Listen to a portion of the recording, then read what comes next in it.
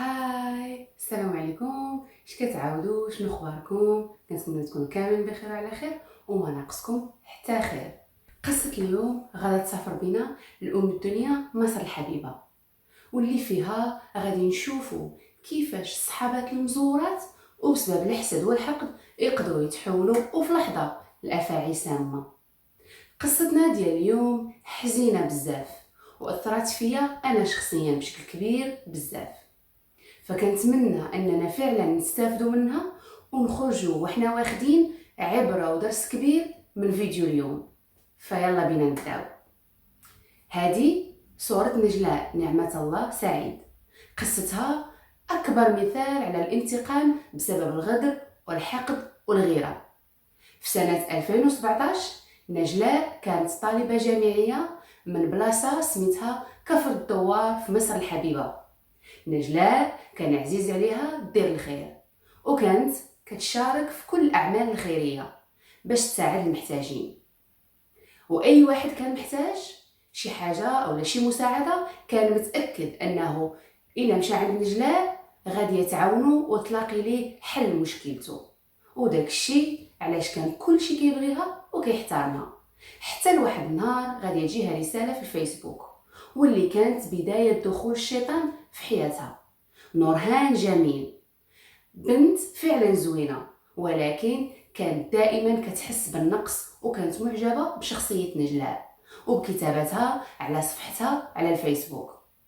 هنا نورهان قررت ترسل طلب الصداقة لنجلاء، خصوصا أنهم كانوا كيسكنوا قراب من بعضياتهم وفي نفس السن تقريبا، وحيث نجلاء كانت ظريفة واجتماعية قبلات صداقتها، وبداو كيهضروا وكيتعرفوا على بعض. من بعد مدة قصيرة نورهان طلبت من نجلاء باش يتلاقاو شخصيا، وفعلا ومن بعد أول لقاء ليهم ولاو صحابات. استمرت صداقتهم لمدة 5 سنين، وخلال هذه المدة كاملة نورهان عرفت أن نجلاء وبالرغم من ظروفها المادية المتواضعة كانت دائما كتعتمد على راسها باش تقدر توفر مصاريف الدراسة. نجلاء كانت خدامة كمشرفة أو سكرتيرة في واحد العيادة اللي كانت من أكبر عيادات طب العيون في واحد المول تجاري وطبي مشهور بزاف في كفر الدوار. ومن خلال هذه الخدمة كانت نجلاء كتقدر تحقق دخل مادي متواضع لدرجة أنها كانت كتوفر باش دير حتى الأعمال الخيرية وباش تعاون مع المحتاجين. وكاع دوك البنات اللي كانوا حتى هما طالبات في نفس الجامعة وكيخدموا في نفس المول التجاري كانوا صحابات مع نجلاء وكيبغيوها وعزيزة عليهم، وكانوا كلهم كيعتمدوا على بعضياتهم. فمثلا الا كان عند شي وحده فيهم شي امتحان في الجامعه كانت كتجي وحده من صحاباتها اللي كتعوضها في بلاصتها وكتبقى شاده الخدمه باش ما تفقدش بلاصتها. وكاع هاد الصحابات ديال نجلاء كانوا كاملين ما مرتاحينش لديك نورهان وكانوا كيقولوا هاد الهضره لنجلاء، ولكن نجلاء كانت كتدافع عليها دائما وكتقول لهم اننا نهار ظريفه ومسكينه ودارهم ما لاباش عليهم. وفي الحقيقه نورهان كانت اخطر ممثله، قدرات تقنع نجلاء انها هي اكثر وحده اللي كتبغيها في صحاباتها كاملين وكتبغي ليها الخير، وهي في نفس الوقت كانت كتراقب كل تصرفات وخطوات نجلاء خلال مدة صداقتهم اللي دامت 5 سنين كما قلنا. نورهان ولأنها خبيثة بدات كتخلق مشاكل كثيرة وسوء تفاهم ما بين نجلاء وصحاباتها البنات، وبدات كتعمرها ضدهم وكتقول لها انهم مسمومات وانهم ما كيبغيوش ليها الخير وانهم كيحسدوها على نجاحها. ونجلاء للاسف كانت كتثق فيها وفي كل داكشي اللي كانت كتقول لها على صحاباتها. نورهان ولات مركزه بزاف مع نجلاء وخصوصا على الدخل المادي اللي كتدخل من خدمتها في العياده، وبدات كتراقب حتى مداخيل العياده بنفسها. ولان الدكاتره ديال العياده كانوا كيثيقوا في نجلاء بزاف فكانوا مكلفينها بالحسابات الخاصه والمداخيل ديال العيادات ديالهم. ونورهان هنا قدرات تعرف ايمتى كيتم تحصيل المداخيل كامله ديال العيادات، وكانت مركزه حتى على الجمعيات اللي كانت دايره نجلاء مع صحاباتها، يعني كانوا دايرين القرعه بيناتهم كل مرة كتاخدها وحدة فيهم وكتستافد منها. نورهان عرفت أن نجلاء منين كان كيتجمع عندها مبلغ مالي مزيان كانت كتمشي تشري به شي حاجة ديال الذهب، هكا ما تخسرش فلوسها على والو ويعني توفرهم في الذهب. نورهان طلبات من نجلاء أنها تعاونها باش تلقى ليها حتى هي خدمة في شي عيادة من هادوك اللي كاينين في المول. وبالصدفة نجلاء في ديك الوقيته كانوا عندها امتحانات جامعية، فقررت تخلي نورهان في بلاصتها باش تعوضها خلال غيابها حتى تسالي الامتحانات ديالها. وكانوا الامتحانات لمدة شهر كامل، وفعلا بدات نورهان كتخدم عوض نجلاء في العيادة لمدة شهر كامل. وهذا الشيء ما كانش عاجب صحابات نجلاء بتاتا. كيفاش نجلاء خلات هاد نورهان هذه في بلاصتها وهي يلا تصاحبات معها ويلا عرفتها غير مؤخرا ما كتعرفاش حتى مزيان. نورهان كانت فعلا كتحقد على نجلاء بشكل كبير بزاف بسبب حب الناس كاملين ليها، وحتى لان اطباء العياده كانوا كيبغيو نجلاء وكيحترموها لانها كانت بنت مكافحه وامينه خصوصا. وبدا هذا الحقد كيكبر في قلب نورهان وكيتزاد يوم على يوم، خصوصا منين نورهان عرضات على نجلاء وصحابتها الخطوبه ديالها. ولكن في الاخير اكتشفت ان حتى وحده فيهم من صحاباتهم ما جات وما حضرات الا نجلاء هي بوحدها اللي جات وكبرات بنورهان. ومن بعد الخطوبه بايام قليله كانت نجلاء مرضات، فقررت نورهان تمشي عندها تزورها. ومنين مشات لقات كاع البنات صحاباتهم المشتركين بيناتهم كانوا مجموعين عند نجلاء، جاو باش يزوروها ويشوفوا كيف بقات. هنا عرفت نورهان انها منبوذه من دوك البنات الاخرين، وبدا الحقد والحسد والطمع كيزيدوا يكبروا في قلب نورهان حتى تعمات وتشاطنات. حتى وصلنا لسنه 2021.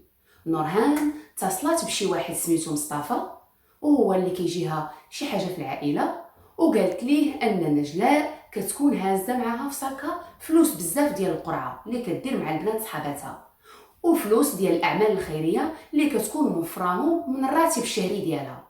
وقالت ليه انها كتكون لابسه ذهب وعندها جوج ديال الهواتف اللي غاليين بزاف. وبغات مصطفى يعاونها باش يسرقوا نجلاء ويتخلصوا منها يعني يقتلوها، وهو بدوره وافقوا في الحين على اساس انه ياخذ نصيبه حتى هو من المسروقات. وبداو كيخططوا بجوج بهم حتى تحت اشراف طبعا نورهان لانها هي اللي كانت عارفه كل شيء على نجلاء. الخطه الاولى ان نورهان غاديه تحط منوم من نجلاء في العصير، ومن بعد ما تشرب نجلاء العصير غادي يجي مصطفى هو وصاحبه اللي عنده توك توك ويهزوا نجلاء وهي ناعسه ويديوها في بلاصه بعيده ومقطوعه ويقتلوها تما ويسرقوها ويرميوها، ومن بعد يقسموا المسروقات عليهم بثلاثه. المهم اتفقوا على الموعد وكل شيء، ولكن وقبل موعد التنفيذ بساعه واحده مصطفى عيط لنورهان وقال لها ان صاحبه مول توك توك رجع في كلامه وما بغاش يدخل في المشاكل وانسحب. مصطفى قال لنورهان باش يأجلوا التنفيذ حتى يلقاو خطة بديلة. ومن بعد ما دازوا شهرين مصطفى عيط لنورهان وقال لها على الخطة الجديدة اللي غادي يعاونهم فيها شي واحد اللي سميتو محمد وهو صاحب مصطفى، وعلى أساس أنه طبعا ياخذ مبلغ مالي. اتفقوا باش التنفيذ وكل شيء يكون داخل العيادة هذه المرة اللي كتخدم فيها طبعا نجلاء، واللي كانت خلات في بلاصتها نورهان ايام الامتحانات. يعني نورهان عارفه توقيت العياده والناس تما كيعرفوها اوريدي، وخصوصا ان نهار التنفيذ كان الطبيب اعتذر لانه ما غاديش يجي للعياده داك النهار. اتفقوا على خطه المنوم في العصير. نجلاء تشرب العصير وهكذا تنعس، ونورهان تعيط على مصطفى وصاحبه محمد اللي غادي يطلعوا للعياده ويسرقوا نجلاء ويقتلوها. لكن الخطه كانت غاديه تفشل ثاني لان نجلاء ما شربتش العصير حيت كان عندها شي الم في بطنها. فقررت نورهان انها تبدل الخطه في ديك الساعه نيت، ورسلات مسج لمصطفى على الواتساب انها غاديه تمثل انها طاحت وسخفات في الحمام ديال العياده، وان نجلاء غاديه تجري باش تعتقها وتشوف مالها. في نفس هذا التوقيت مصطفى وصاحبه محمد غادي يدخلوا للعياده بسرعه ويسيطروا على نجلاء وينفذوا اتفاقهم. ومصطفى وافق على الخطه الجديده. وفعلا نورهان مثلات وسخفات، ومنين مشات عندها نجلاء كتجري تشوف مالها واشنو وقع ليها، ما حسات براسها حتى كان مصطفى واقف موراها. تخلعات نجلاء وارتبكات، وقبل ما دير اي ردة فعل مصطفى سد ليها فمها وحيد ليها الحجاب ديالها اللي كانت لابسه وخنقها به بوحشيه. وفي نفس التوقيت محمد صاحبه سد باب العياده منين شاف ان مصطفى بدا كيضرب راس نجلاء مع الارض بعنف حتى فقدات الوعي ديالها تماما. نجلاء كانت كتستنجد بصاحبتها نورهان باش تعتقها، ولكن للاسف نورهان دخلات المطبخ العياده وجابت سكين وبقات كتضرب نجلاء في رجليها وعلى راسها. ومنين تاكدوا ان نجلاء ماتت تماما سرقوا الفلوس اللي كانوا في الصاك ديالها وسرقوا ليها ذهبها وحتى الهواتف ديالها بجوج. ومن بعد ما سالاو هرسوا كاع كاميرات المراقبه اللي كانت في العياده باش حتى واحد ما يقدر يعرف شنو وقع داك النهار. نورهان حلات باب العياده وخرجات عادي، ومن بعد خرج من موراها مصطفى ومن بعد محمد، ولكن خرجوا كل واحد بوحده. من بعد ما دازت نص ساعه صحابات نجلاء اللي خدامين في نفس المول ما شافوش نجلاء اللي كانت موالفه كتطلع عليهم مره، فمشاو يطلعوا عليها. ومنين دخلوا تصدموا بداك الشيء اللي شافوا، نجلاء مرميه في الارض وميته في الحمام. بداو كيغوتوا حتى جمعوا الناس اللي كانوا كاملين تما في داك المول. ولان داك المول عامر بالعيادات الطبيه فجاو شي اطباء من العيادات ديالهم باش يعاينوا حاله نجلاء، واكدوا صحاباتها والناس اللي كانوا مجموعين ان نجلاء توفات الله يرحمها. هنا الاطباء طلبوا من الناس انهم يخويوا المكان وحتى واحد ما يقيس حتى شي حاجه حتى يجيو رجال الشرطه منين جات اكتشفوا ان الكاميرات كاملين مهرسين وان ساك نجلاء وذهبها مسروقين، ففهموا ان هذا اعتداء بهدف السرقه. هنا المختصين بداو كيرفعوا البصمات وبداو كيفرغوا كاميرات المول التجاري سواء داخل او خارج المول وعلى مستوى الشارع العمومي كذلك. وهنا تم ارسال جثه نجلاء للطب الشرعي. وخلال ما كانوا رجال الشرطه كيسولوا في الشهود لاحظوا ان بنت من صحابات نجلاء قالت لهم انها شافت نورهان نازله من الدروج بسرعه كبيره وانها كانت مرتبكه. وفاش رجال الامن سولوا على شكون هي هاد نورهان عرفوا انها من اعز صحابات نجلاء وان من الصعب تكون متورطه في ايذاء صاحبتها نجلاء. وفي نفس الوقت وفي نفس التوقيت كان كيتم فحص كاميرات المراقبه من طرف المختصين اللي لاحظوا تواجد مصطفى ومحمد في نفس توقيت الجريمه. ومن بعد ما تحراو عليهم عرفوا انهم اقارب نورهان. ومن بعد مطابقه البصمات اللي تهزات من مسرح الجريمه على مصطفى ومحمد ونورهان اكتشفوا انها فعلا بصماتهم بثلاثه بهم.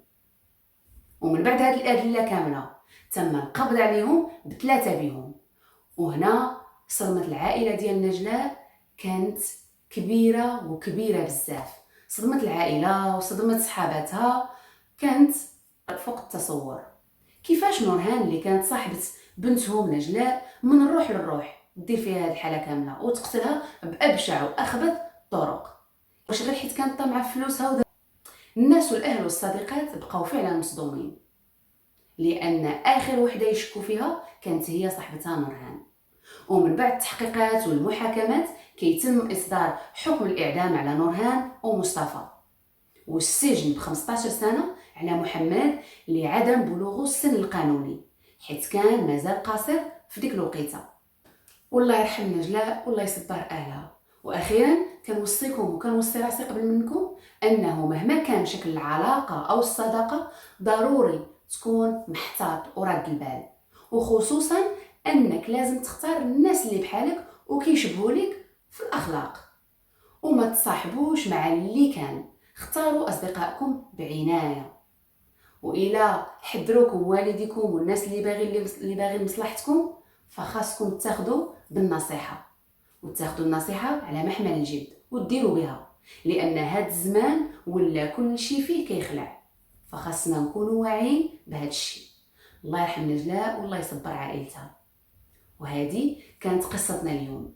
ما تنساوش الضغط على زر اللايك والاشتراك باش يوصلكم جديد القناة، وحتى نشوفكم ان شاء الله في فيديو جديد. خليت لكم الراحة، في امان الله، السلام عليكم.